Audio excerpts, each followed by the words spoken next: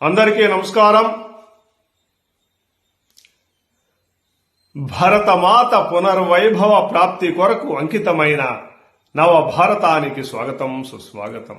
55వ భాగంలో మురార్ బాజీ బలిదానం గురించి తెలుసుకున్నాం.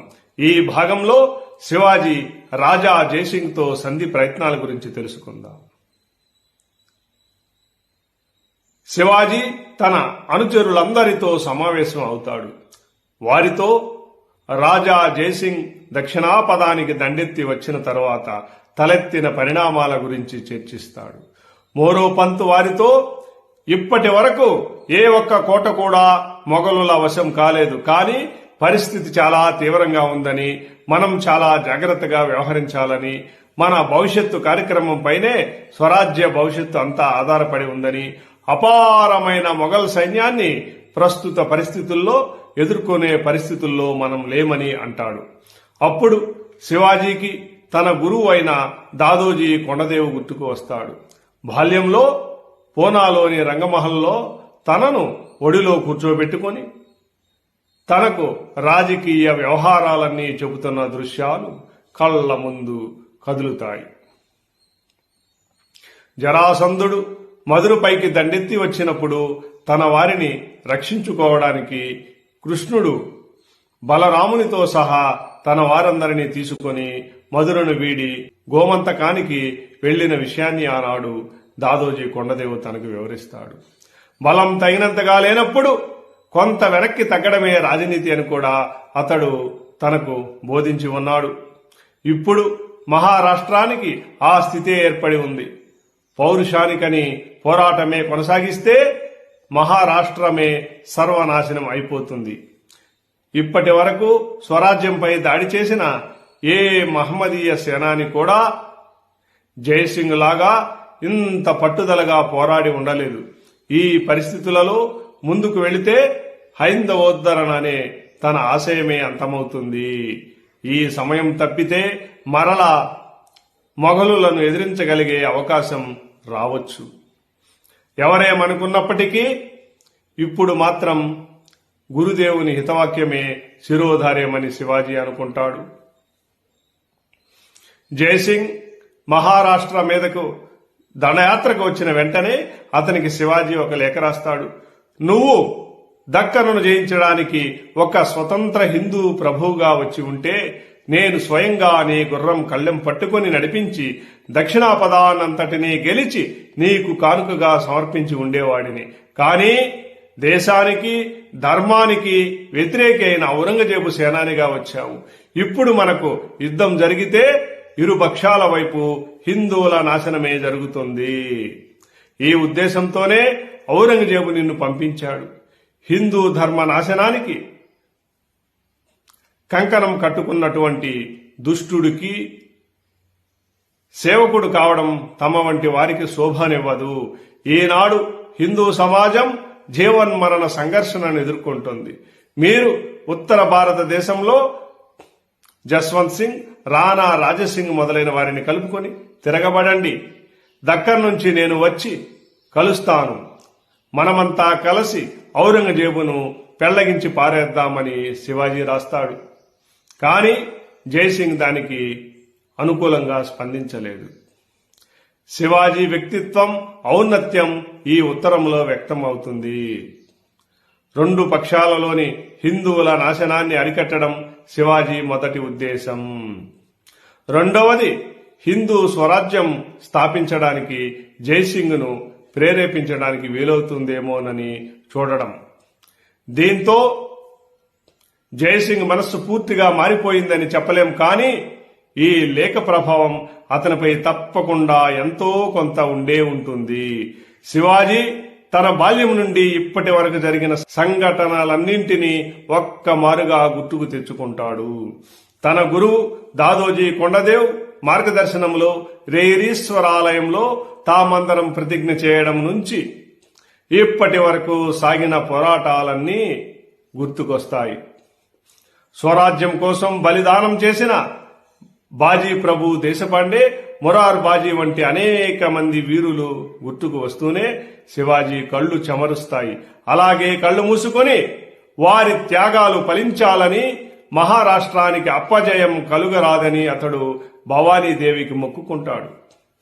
ఇక్కడ శివాజీ పరిస్థితి ఏ విధంగా ఉంటే దిలేర్ ఖాన్ పరిస్థితి ఇంకో విధంగా ఉంటుంది.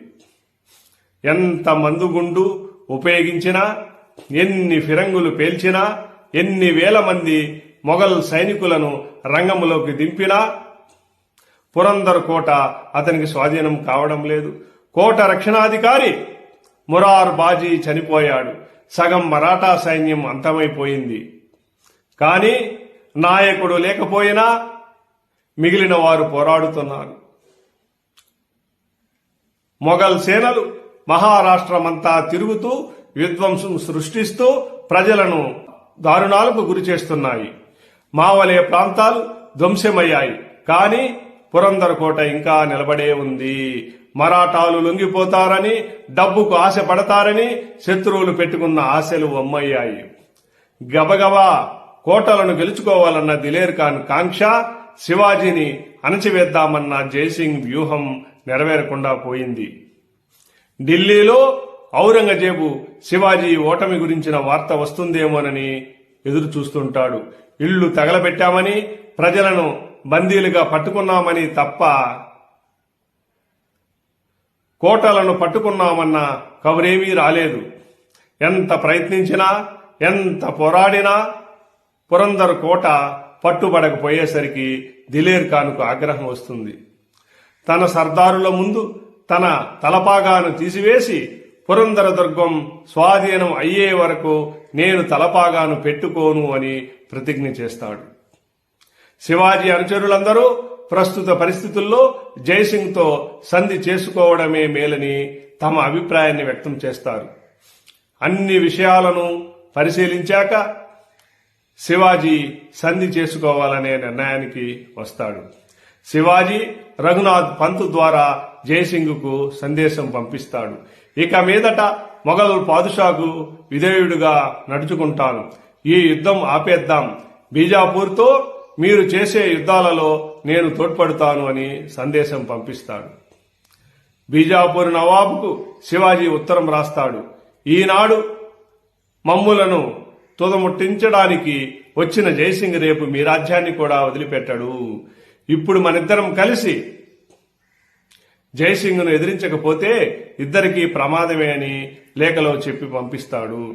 కానీ ఢిల్లీ పాదుషా కంటే శివాజీ అంటేనే బీజాపూర్ సుల్తాన్కి భయం ఎక్కువ కావడం చేత అతడు ఆ ఉత్తరాన్ని పట్టించుకోలేదు. బీజాపూర్కు శివాజీ వ్రాసిన లేఖ విషయం జైసింగ్కు తెలిసిపోతుంది.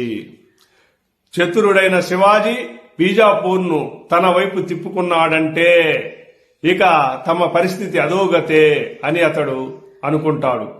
ఏదేమైనా సంధి కోసం శివాజీ దూత వచ్చి ఉన్నాడు కనుక సంధి పేరుతో శివాజీని ఎంతవరకు వంచవచ్చు అంత వంచాలి.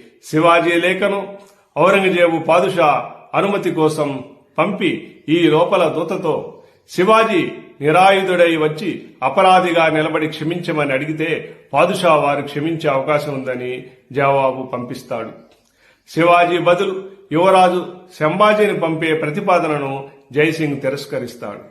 చివరికి శివాజీ నుంచి జైసింగ్కు వర్తమానం వస్తుంది. నా ప్రాణాలకు ఏమీ ముప్పు ఉండదని మీరు హామీ ఇస్తే మీ వద్దకు రావడానికి నాకు అభ్యంతరం లేదు అని.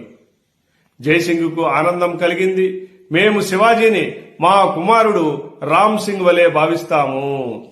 మీకు ఏ విధమైన అపకారం జరగదని హామీ ఇస్తున్నామని జవాబు పంపుతూ తన సత్యసంధతకు నిదర్శనంగా దేవీ పూజ చేసి తులసి బిల్వపత్రాలను రఘునాథ్ పంత్ ద్వారా పంపిస్తాడు. ఎంతటి ఆశ్చర్యం! సహ్యాద్రి సింహం ఢిల్లీ పాదుషాకు సలాం చేయడానికి సిద్ధపడిందా? అతడి మనస్సు దాస్యానికే మొక్కిందా? లేక వచ్చిన ఆపదను చూసి వణికిపోయిందా? కొందరు చరిత్రకారులు దీనిని శివాజీ శరణాగతిగా పేర్కొన్నారు. కానీ చిన్ననాటి నుంచి శివాజీ స్వాతంత్ర్య నిష్టను, సాహస ప్రవృత్తిని ఎరిగిన వారికి దీని వెనుక ఏదో మర్మం ఉందని అనిపించక మానదు. ఆనాటి ఆంగ్లేయుల ఉత్తర ప్రత్యుత్తరాలలో కూడా ఇందులో శివాజీ దూరదృష్టితో తలపెట్టిన ఏదో సాహసతంత్రం ఉంటుంది అన్న స్పష్టమైన ప్రస్తావన కనిపిస్తుంది. జైసింగ్ నుంచి శివాజీ ప్రాణాలకు ఎటువంటి ప్రమాదం లేదని స్పష్టమైన హామీ లభించాక సామాన్య శకం 1665 జూన్ 11 ఉదయం శివాజీ కేవలం 6 బ్రాహ్మణులు వెంటరాగా పురందర్ కోట వద్ద ఉన్న జైసింగ్ శిబిరానికి బయలుదేరుతాడు. తరువాతి భాగంలో శివాజీ రాజా జైసింగుల కలయిక గురించి తెలుసుకుందాం. ఈ వీడియో మీకు నచ్చినట్లయితే లైక్ చేయండి, షేర్ చేయండి, మీ బంధుమిత్రుల చేత సబ్స్క్రైబ్ చేయించండి.